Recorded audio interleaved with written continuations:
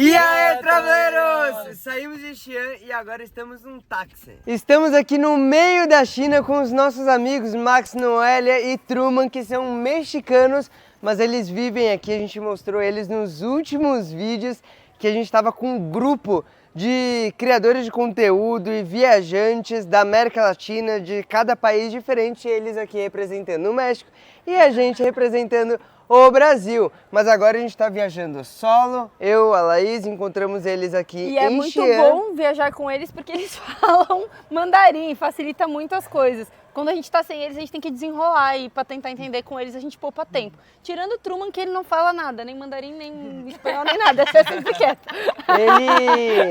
Ele é mudo por opção. Você sabe falar, Truman? Tu hablas? Não.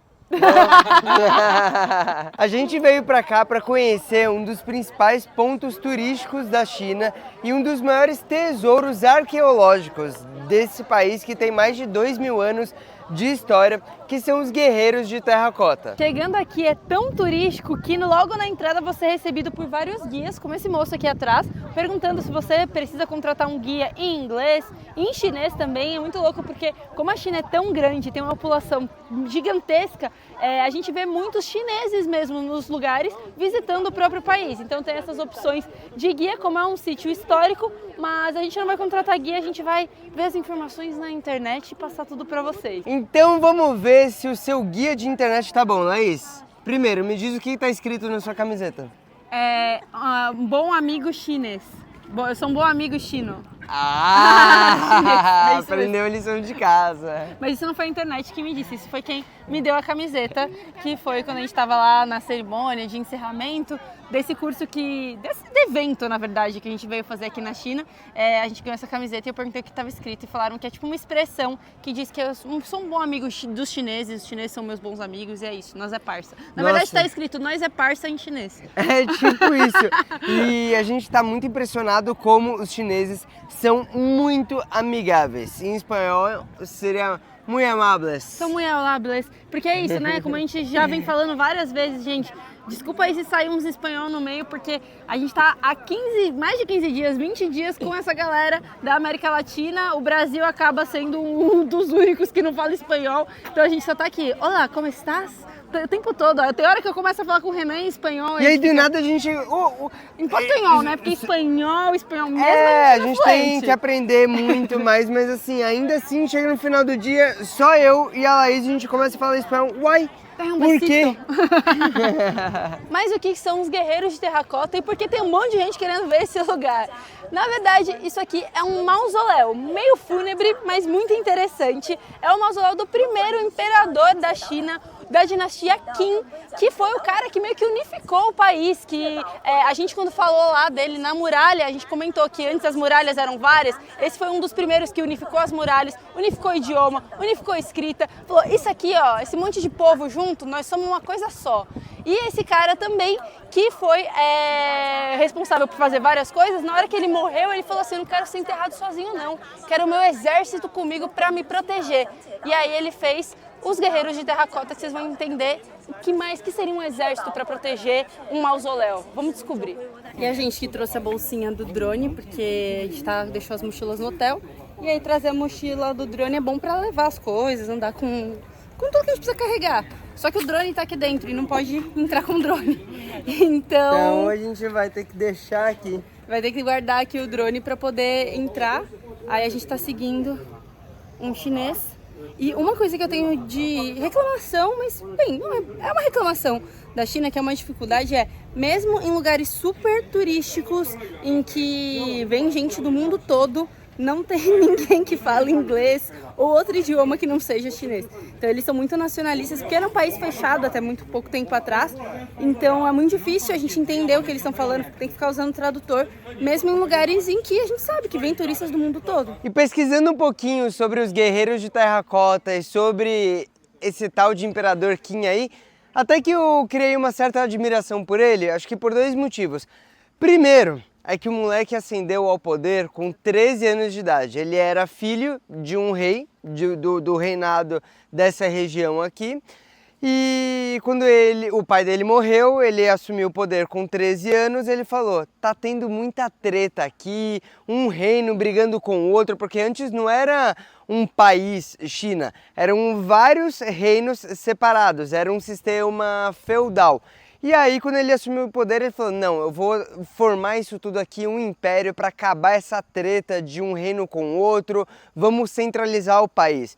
Bom, com isso ele conseguiu diminuir, unificando, criando o governo chinês, né? O conceito de país imperialista naquele momento.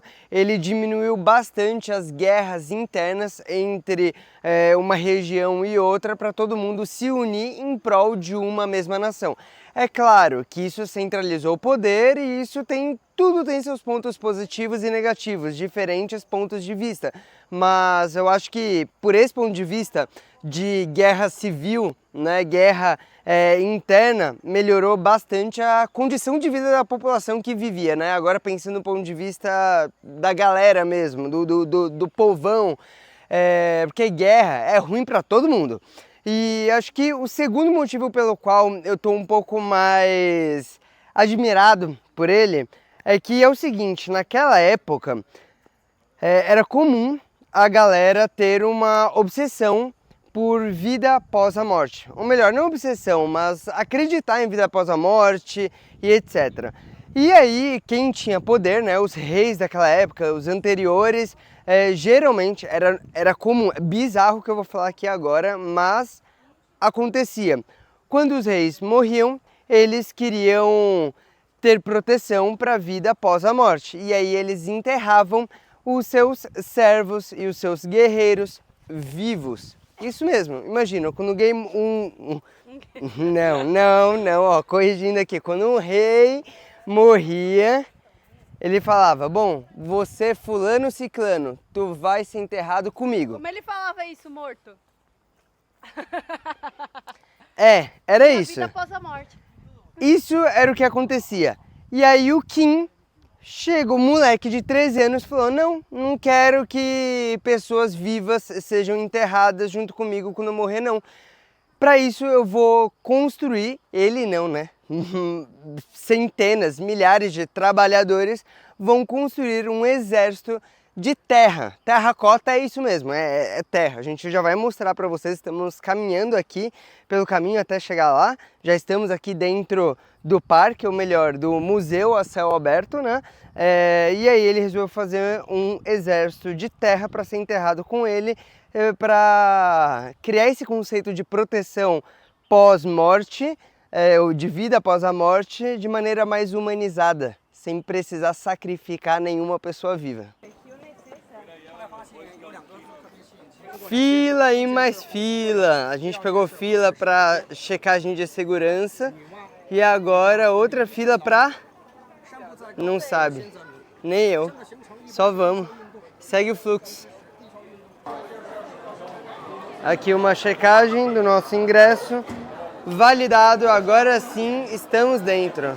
Importante, guarda o ingresso porque você vai precisar em outros pontos, em outros lugares aqui, como a gente acabou de passar agora. Esse lugar é bem grande, a Noélia estava me mostrando que tem até um aplicativo que está totalmente em chinês, mostrando todas as áreas e você vai meio que escolhendo o quanto você quer ver e o que você quer ver. Tem tipo sessões diferentes para conhecer. E é louco pensar que o Qin, o imperador, ele viveu de 259 a 210 antes de Cristo. Ou seja, tudo isso que a gente vai ver hoje tem mais de 2000 anos. E a pessoa tentando dar uma de repórter com o cabelo na cara. Vida real, vida real. E é muito louco porque demorou muito para construir todos esses guerreiros. Porque quando ele tinha 13 anos, assumiu o poder, falou que queria ser enterrado com uns guerreiros de terra. E aí começaram a construir e foram construídos até a sua morte. Mas tudo isso que a gente está vendo aqui não existia ou não tinha sido descoberto. Existia, mas não tinha sido descoberto até 1974, quando alguns fazendeiros, tudo isso aqui era mato, tudo era pasto, estavam escavando em busca de água e aí encontraram um primeiro guerreiro e aí perceberam que era algo muito maior do que eles estavam procurando, que era só um poço, encontraram uma tumba arqueológica, chamaram os arqueólogos, começaram a pesquisar, a buscar, a escavar, e aí foram descobrindo vários guerreiros. Até hoje ainda estão escavando e ainda estão encontrando guerreiros, cavalos, carruagens, muita coisa, tudo feito de terra. Até hoje já encontraram 8.000 guerreiros. É muita coisa e a gente vai conseguir ver lá dentro o nível de detalhe de cada um deles. E como tudo aqui na China é grandioso, o que os caras fizeram foi construir um pavilhão. Um, dois, três, quatro... Pelo menos do que eu consigo ver daqui onde nós estamos. Talvez tenha mais, mas vários pavilhões por cima do local onde os guerreiros de terracotas se encontram. Acredito eu que para protegê-los, porque eles só estão bem preservados. Vamos ver como eles estão aqui, vou mostrar em detalhes para vocês. Há mais de 2.000 anos, porque eles passaram praticamente todo esse período enterrados, protegidos da radiação solar. E aí, uma vez expostos ao sol, às intempéries de chuva e vento e etc., as peças poderiam se degradar. Então, para isso, o que eles fizeram foi construir algo grandioso em cima para proteger todas essas peças. Então, agora a gente vai sair de uma área aberta para um ambiente fechado. Ó, eu reclamei que não tinha as coisas em inglês, colocaram logo aqui na entrada um texto explicando mais sobre essa primeira seção que a gente vai visitar. Essa foi a primeira fossa que foi descoberta em 1974 e aqui tem a maior quantidade de guerreiros. Só aqui, em 230 metros nessa vala, tem mais de 6.000 guerreiros e cavalos, carruagens. E o que me deixou mais assim, sabe aquele emoji com a cabeça? É que ali tá falando que em março de 1974 foram encontrados os primeiros guerreiros, aí chamaram os arqueólogos para começar a buscar e desenterrar e entender o que era, e em 1º de outubro do mesmo ano já foi aberto o museu. Olha como as coisas na China acontecem rápido, há muito tempo atrás, isso foi em 1974, vocês têm noção disso? Que em alguns meses os caras foram de, estamos escavando terra, chama um guerreiro para, vamos abrir um museu sobre esse lugar? Que loucura! E a gente já vai chegar aqui para poder ver, olha o nível da estrutura. Os guerreiros, eles se mantêm no mesmo lugar, onde eles foram encontrados, eles só escavaram e mantiveram com essa estrutura para proteger e a gente poder ver exatamente como eles estavam. Olha que louco!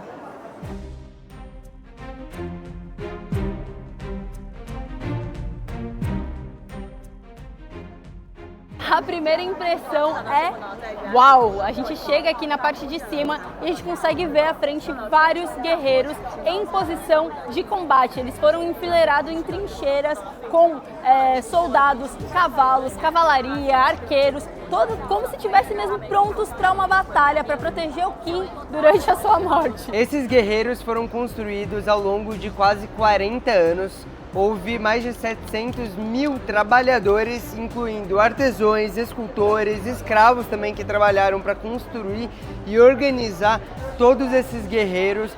Isso tudo demonstra um pouquinho da obsessão do Qin pela vida após a morte. Acho que mais do que isso, mas ele também era obcecado pelo conceito de imortalidade, de longevidade. E a gente vai falar um pouquinho mais sobre isso logo logo, quando a gente chegar lá na tumba dele.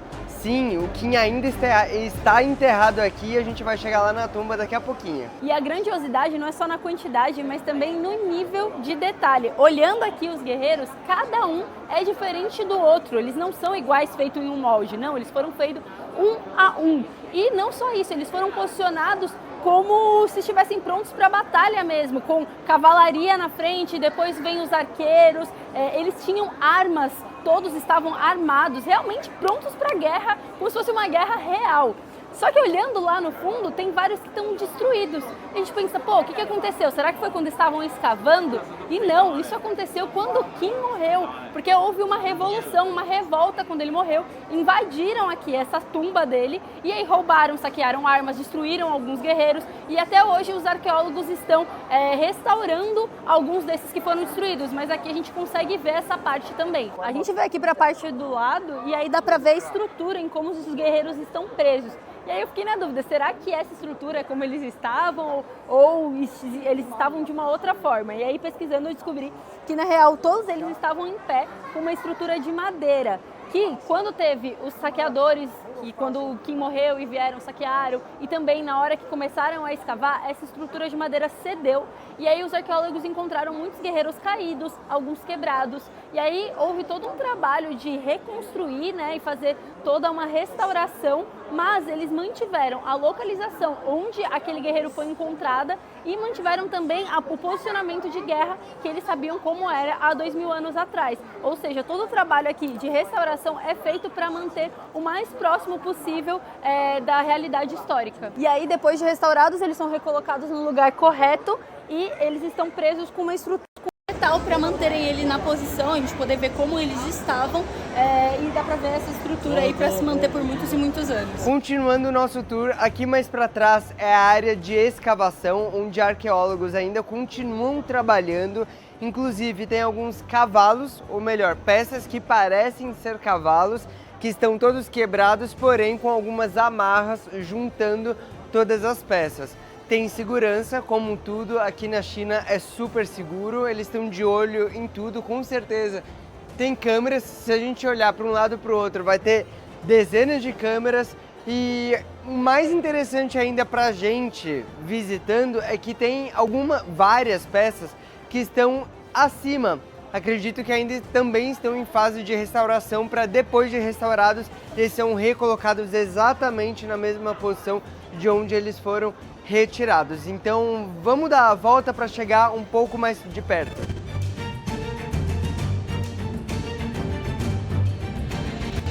Saindo do pavilhão 1, agora vamos entrar aqui no pavilhão 2.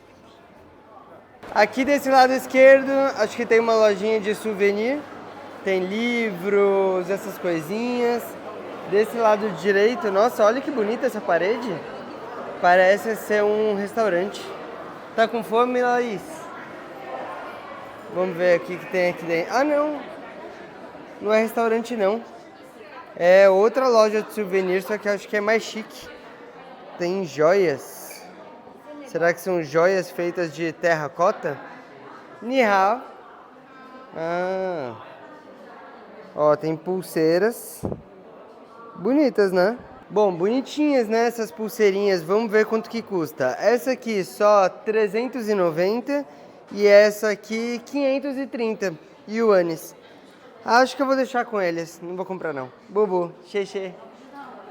Falei bubu que é não, e xexê que é obrigado. Entrando aqui no pavilhão, a gente consegue ver que, apesar de ser menor, esse pit 2 ele é mais profundo e ainda está sendo escavado. Então várias áreas aqui não foram totalmente removidas a terra, ainda tem guerreiros ali embaixo e tem vários maquinários também que eles já estão fazendo, né, esse trabalho. Eu fico pensando em que horário que esses arqueólogos trabalham, provavelmente quando fecha o museu, né? Porque imagina durante o dia todo mundo aqui, a galera lá trabalhando. Acho que pelo menos não tô vendo ninguém trabalhando agora, hoje é dia de semana. Então, acho que isso deve acontecer de noite. Aqui no Pit 2, o mais legal nem é tanto a vala, porque como a gente falou, não tem tanta coisa ainda para ver, já que ainda estão escavando, mas sim uma exposição em que eles pegaram alguns guerreiros e colocaram em uma caixa de vidro e a gente consegue chegar bem pertinho para ver nos mínimos detalhes. E é muito louco pensar que esses guerreiros, eles eram coloridos.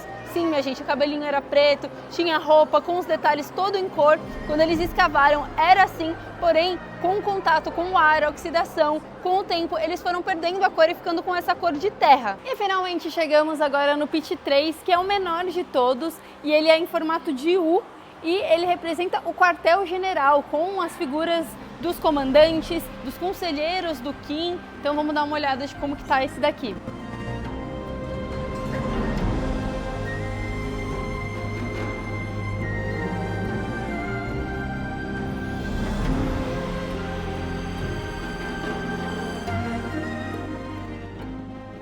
Mas a parte mais legal desse pavilhão 3 é que aqui tem uma sala com algumas réplicas dos guerreiros que a gente pode chegar bem pertinho para tirar foto. É claro que é pago, custa 10 yuanes por pessoa para vir para cá. Ó, depois de pagar, é claro, você pode vir chegar aqui bem pertinho, por exemplo aqui, e tirar a sua foto, fazer vídeo. Muito legal, mas é réplica, não é de verdade. Os verdadeiros todos estão super bem em segurança, guardados e tudo mais, e preservados. E depois de percorrer o pit 1, 2 e 3, a gente chegou aqui fora no pit 4, que ainda não está escavado, ainda está aqui protegido, vão começar essas escavações. Deve ter muita coisa que a gente não sabe embaixo da terra, imagina, isso deve ser só o começo do exército.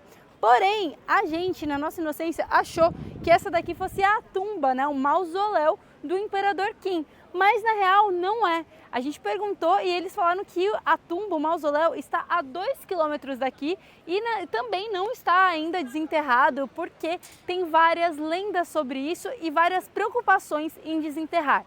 Começando com a questão da preservação. Eles não querem que, quando eles começarem a desenterrar tudo que está lá na tumba do mausoléu do Qin, tudo que está colorido perca a cor, como aconteceu com esses aqui. Então eles estão estudando técnicas para poder fazer essa abertura com uma restauração perfeita para não perder esses detalhes. Outra questão também é o medo, o risco em relação ao mercúrio. Por quê? Lembra que o Renan falou que o Qin, ele tinha uma paixão, né, uma obsessão, não só com a vida após a morte, mas também com a longevidade, imortalidade. Ele buscava ser imortal, então ele buscava elixir, ele ia atrás de alquimistas, porque ele queria viver para sempre. E uma das coisas que ele utilizou para isso foi o mercúrio. Então, na tumba dele, dizem que há rios de mercúrio, já fizeram análise do solo e dizem que o nível de mercúrio é muito alto. Então, também tem um medo na hora de abrir, em como abrir de uma forma segura para não contaminar todo mundo com esse tanto de mercúrio. E essa coisa do mercúrio é algo engraçado, porque ele buscava tanto isso de viver para sempre, que ele morreu em uma dessas excursões em busca de um elixir para viver para sempre. Olha que ironia do destino. Ele provavelmente morreu envenenado, tomando alguma coisa que ele achou que ia dar a vida eterna para ele. Talvez tenha dado a vida eterna no pós-vida, né? Vai saber, talvez ele conseguiu o que ele queria. O terceiro motivo que ainda não está aberto o mausoléu dele é porque tem várias lendas que esse mausoléu tem várias armadilhas para pegar quem for abrir. Então também eles estão mapeando, fazendo scanner, raio-x para abrir com todo o cuidado. E esse envenenamento não foi assassinato não, viu? Ele tomava várias substâncias buscando essa longevidade e uma das possíveis causas da morte dele foi que ele tomava pílulas de mercúrio. Olha isso! Isso me faz pensar quantas outras comidas ou substâncias que as pessoas ao longo da história comeram e descobriram que... ia de arrasta pra cima se tomasse. Pois é. Isso me faz lembrar de maniçoba, que é uma comida que a gente comeu no norte do Brasil, em Macapá, né, Laís? No estado do Amapá, que é uma comida feita da folha da mandioca brava e que ela precisa ser cozida por 7 dias. Ou seja, se cozinhar um dia, morre. 2, 3. Então assim, imagina quantas pessoas não morreram nesse processo de descobrir quantos dias precisava cozinhar um negócio. Para tirar a toxina e não ir de arrasta para cima. E ele morreu, agora voltando a falar do Imperador Qin, ele viveu 49 anos. E não foi uma morte de velhice, ou seja, isso pode nos levar a crer que a expectativa de vida dessa população, dessa região, naquela época, mais de 2.000 anos atrás, era superior a 50 anos de idade, 60 talvez? Ou talvez alguma coisa que ele fez estava dando certo e ele viveu bastante mesmo, aí não dá pra saber. Mas olha que louco, há pouco tempo atrás na nossa história, há poucos séculos, a expectativa de vida, pelo menos na região das Américas, aí da Europa, era muito menor. Tanto é que no próprio Brasil, olha essa notícia aí, não faz tanto tempo de que pessoas com 30, 40 anos já era chamado de velhinha. E olha que legal, não dá para visitar o mausoléu, mas como a China, né, gente, eles envolvem tecnologia em tudo e eles já fizeram um mapeamento de como que é esse mausoléu. E aqui tem um museu em que você pode ver uma maquete com projeção, como que é e como que está dividido tudo isso. Fico imaginando quando eles conseguirem finalmente desenterrar, como deve ser legal visitar isso aqui há alguns anos e ver essa diferença, né? Antigamente só tinha imagens, agora a gente vai estar realmente no lugar. Agora vamos almoçar, tô morrendo de fome e essa região é muito famosa por macarrão. Eles comem macarrão todos os dias. praticamente 5 dias na semana é o mínimo. Se eles comem menos do que isso, praticamente eles dizem que passam mal, mais ou menos isso que os nossos amigos mexicanos que moram aqui falaram pra gente. Eles acabaram de ir embora, eles têm compromisso e nós ficamos. E bom, olha o tamanho do prato enorme. E aqui está o macarrão. A gente pediu esse prato que é o mais famoso, o típico, que é o Bien Bien Mie, que vem pedaços de macarrão e são pedaços bem grossos. É uma massa bem grossa de macarrão, ó. Parece massa de lasanha. E aí tem um pouquinho de vegetal, tem carne, tem frango e, como sempre, pimenta. Quase todos os pratos na China, em todas essas regiões por onde a gente visitou, eles comem pimenta em praticamente todas as refeições. Mas a gente aprendeu a pedir sem pimenta, porque, assim, uma coisa é apimentado, outra coisa é muito apimentado. E mesmo pedindo sem pimenta, olha o que veio, pimenta. É isso aqui, ó, tá no meio do prato, mas pelo menos veio pouca pimenta. Vamos provar para ver se é muito ardido ou pouco ardido. Isso aqui é pimenta pura que eles colocaram aqui no meio do prato. Ah, bem fraquinha, pelo menos eu acho que eles colocaram uma pimenta pouco ardida. E esse prato aqui muito famoso, nossa, não, agora começou a arder. Pera aí. E esse prato é muito famoso por vir assim, mas tem que mexer para comer. Ele vem todo bonitinho, mas a gente desmonta mesmo, dá uma boa mexida para misturar tudo e ir comendo, sentindo o sabor todo misturado. Tá muito bom, muito bom. Eu já tô cheio, olha o tamanho do prato, né? Mas a gente tá comendo agora de grua. E tá apimentado sim. Saímos ali do museu e a saída não é pelo mesmo lugar que a gente entrou. E aí a gente foi seguindo as plaquinhas de saída. Do nada a gente chega nesse lugar aqui, que parece tipo um shoppingzinho a céu aberto. Tem várias lojas, barraquinhas, restaurante, lugar para comprar bugigangas, souvenir, chá, muito chá, que eles bebem chá o tempo todo aqui. Mas é muito engraçado, porque a gente entrou por um lugar, a gente saiu por outro, só que a gente precisa pegar o drone. Então a gente precisa descobrir onde que é a entrada real do negócio. Agora a gente tá, acho que num estacionamento de táxi. Olha isso, que doideira, minha gente.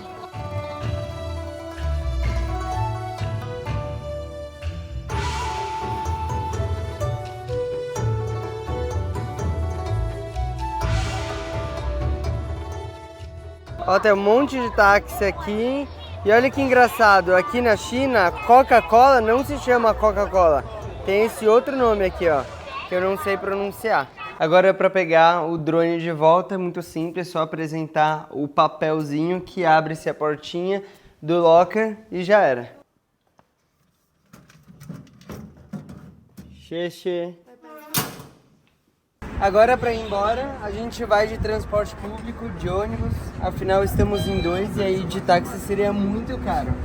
Agora eu vou abrir o aplicativo Alipay para fazer o pagamento. Aqui é tudo por aplicativo, QR Code, ó, ônibus. Aqui não tem erro, para qualquer lugar da China que você viaja para fazer o pagamento, ou você vai usar o aplicativo Alipay ou o aplicativo WeChat. Tem QR Code. Quando tem um QR Code assim, é só a gente abrir o aplicativo, um dos dois, fazer o escaneamento, colocar o valor e pagar. É como se fosse fazer um Pix com QR Code. É super simples. Mas também existe a possibilidade de você já ter o seu QR Code aqui no celular e aí o sistema vai fazer a leitura e o pagamento automaticamente. E o interessante é que a gente usa o mesmo aplicativo para tudo. Nesse caso aqui eu tô com o Alipay aberto, mas conforme a gente vai mudando de cidade, tem aplicativos internos que rodam dentro do Alipay de cada cidade. Como se fosse, por exemplo, São Paulo tem o bilhete único, tem um sistema do bilhete único. Conforme a gente muda de cidade, tem um outro sistema daquela outra cidade. Mas esses cartões já vão sendo atualizados automaticamente dentro do aplicativo. Então a gente estava antes em Beijing, então para fazer o pagamento eu tive que clicar aqui em transporte, aparece essa tela aqui, que é tipo o cartão daquela cidade.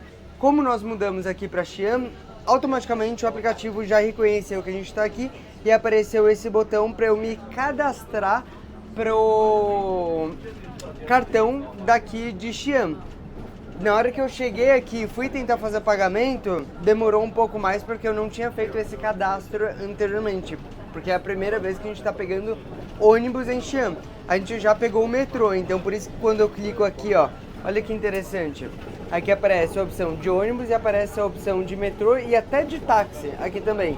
De metrô já está aparecendo o meu QR Code. Agora o de ônibus não. Eu tive que clicar no botão para me cadastrar. E aí começou a dar um erro aqui, falei, quer saber, eu vou pagar mais rapidamente aqui pelo QR Code, e abri, perguntei, foram 2 yuanes, já fiz pagamento, mostrei o comprovante pro motorista, e agora vamos sentar, porque a viagem é longa, cerca de meia hora daqui de ônibus até a próxima estação de metrô. E aí, da estação de metrô, a gente vai rodar mais uma meia hora, uma hora, fazendo algumas baldeações entre estações, até chegar lá no centro, onde está o nosso hotel. Agora vamos procurar onde que é o metrô pra gente continuar, porque ainda falta chão pra chegar. O ônibus parou ali, aqui tá passando esse carro em miniatura, e a estação de metrô é logo ali. E olha que interessante a quantidade de motinhas, e na verdade não é moto, isso aqui é tipo umas mobilete elétrica, não exige carteira para poder dirigir, então é uma febre aqui. Praticamente a gente não vê moto de verdade, porque isso aqui é muito mais barato, não exige carteira. Você tem um monte de gente que anda com isso aqui na calçada, não se aplicam as mesmas leis de trânsito que uma moto. Então tem muito, né, Laís? Tem muito, é tipo uma febre da bicicleta elétrica. Só que eu não vou chamar de bicicleta porque não tem pedal, né? Mas a gente já vê, tipo, às vezes pessoa levando criança pra escola, 3 pessoas numa dessa, é uma loucura. Depois de um ônibus e 3 metrôs, desembarcamos agora na estação bem próxima ao nosso hotel e do lado da pagoda do Grande Ganso Selvagem e também do Grand Tang Mall, que é o que a gente vai conhecer agora. Esses lugares são muito legais de se conhecer no final do dia, de noite mesmo, porque fica tudo iluminado, é muito bonito e quase todos os dias tem alguma coisa acontecendo, algum evento, alguma apresentação ou pessoas mesmos normais que vêm para cá para passear, e eles vêm vestidos com roupas tradicionais chinesas das antigas dinastias. É muito bonito, é muito legal. Vamos aproveitar que agora são 6h30 da tarde, em poucos minutos vai tudo escurecer e vocês vão ver o cenário lindo que isso aqui vai se tornar.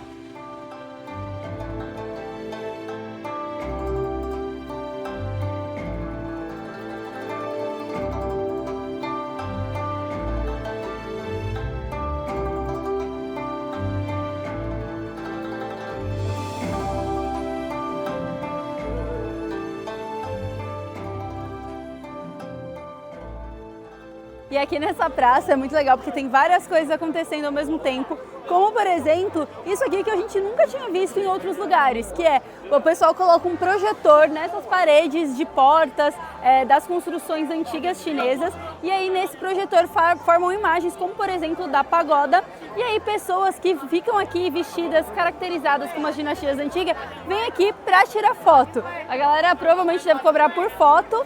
E a galera é empenhada, o cara fica um tempão ali colocando a menina com o projetor atrás para poder fazer a foto perfeita. E falando sobre essas roupas, tem em vários lugares lojinhas para você poder alugar a roupa, se vestir. Lá tanto na saída do metrô até aqui tem um monte. Tem gente que faz maquiagem também, é uma super produção para você ficar caracterizada para poder fazer fotos nesse lugar que é lindo demais.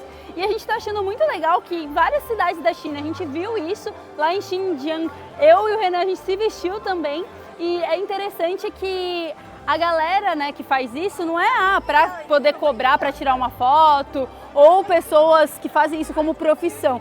São os próprios chineses que têm orgulho dessa história, que cultuam, né, cultuam a sua própria cultura, e é muito lindo de ver isso. Eu fiquei pensando, trazendo isso para o Brasil, a gente não teria esse momento de colocar uma roupa típica. Primeiro que o Brasil é gigante, não consigo pensar em uma roupa específica que seja típica, e eu também não consigo imaginar a gente se vestindo assim só para tirar foto, só para poder curtir uma noite em um lugar lindo como esse. Ser uma festa. A não ser que seja uma festa, um carnaval ou alguma coisa do tipo, mas não, é um dia comum que a galera se veste assim para poder fazer fotos e aproveitar esse lugar histórico.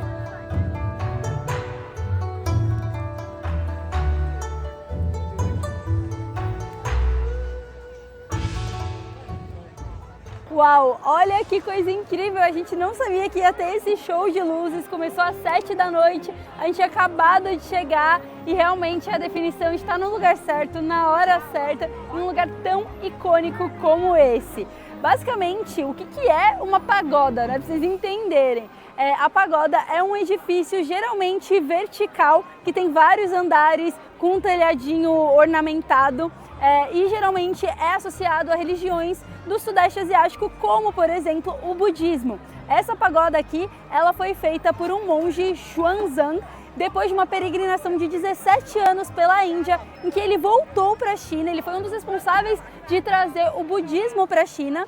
E quando ele voltou, ele trouxe muitas escrituras sagradas, e as pagodas são os lugares onde as pessoas guardam as escrituras sagradas, e também um templo para poder meditar, orar e se conectar com o espiritual. E como pagoda é o nome desse tipo de construção religiosa, existem diferentes pagodas em diferentes lugares e em diferentes países, e as características podem mudar de país para país. Por exemplo, no Japão, as pagodas costumam ser mais compridas, mais altas do que essa. Essa daqui, ela foi feita em 652 na dinastia Tang, e ela originalmente tinha 5 andares. Ao longo das dinastias, ela foi sendo construída, reconstruída, reformada, ela chegou a ter 10 andares, mas aí por conta de segurança, com terremotos, ela foi diminuída para 7 andares, que é a altura que ela tem hoje. E as pagodas são sempre nessa direção vertical, porque simbolizam esse ascendência espiritual, mas os nomes das pagodas vão mudar de lugar para lugar também. Essa daqui se chama Pagoda do Ganso Selvagem por conta de uma lenda budista que diz que antigamente alguns monges estavam passando fome em um período que não tinha comida, e eles estavam rezando, orando, pedindo por comida, e aí caiu um ganso selvagem do céu, e aí eles acreditaram que isso foi um sinal de Buda, e aí esse sinal que significava para eles que eles tinham que continuar nessa vida de espiritualidade, e aí por isso eles colocaram o nome dessa pagoda de Pagoda do Ganso Selvagem.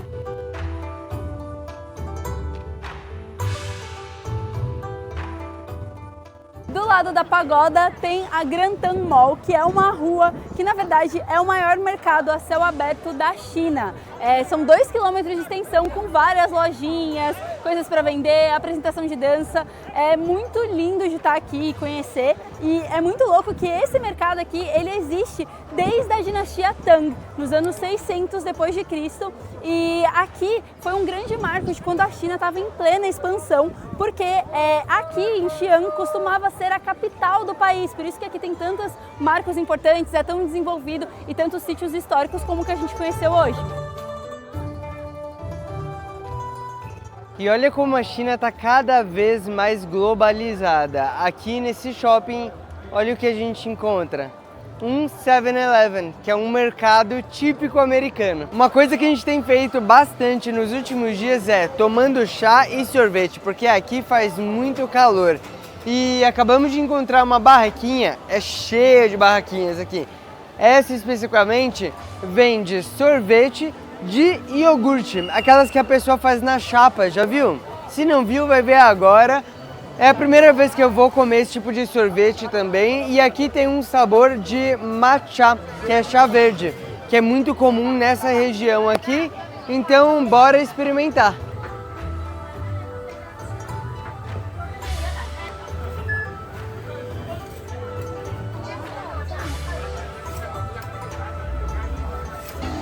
Xie xie.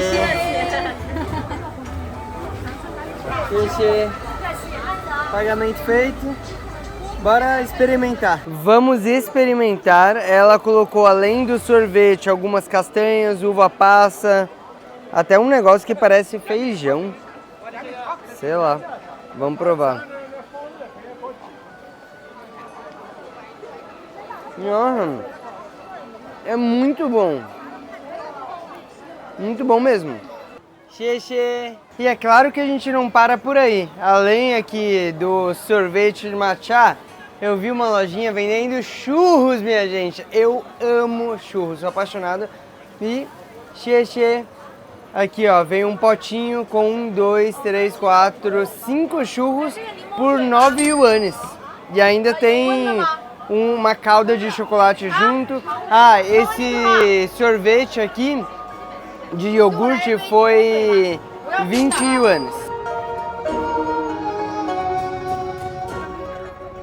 A gente nem conseguiu curtir tanto o Grantan Mall, porque a gente já teve que correr para pegar o metrô e chegar aqui na estação de Xi'an para poder pegar o nosso trem. A gente vai seguir a nossa viagem e ir para um próximo destino. O objetivo é chegar em Zhangjiajie, mas para isso não tem trem direto. Então a gente vai pegar agora um trem até Changsha, que foi uma cidade que a gente já passou e se apaixonou, mas a gente vai fazer uma escala curtinha lá e aí sim depois pegar um outro trem para Zhangjiajie.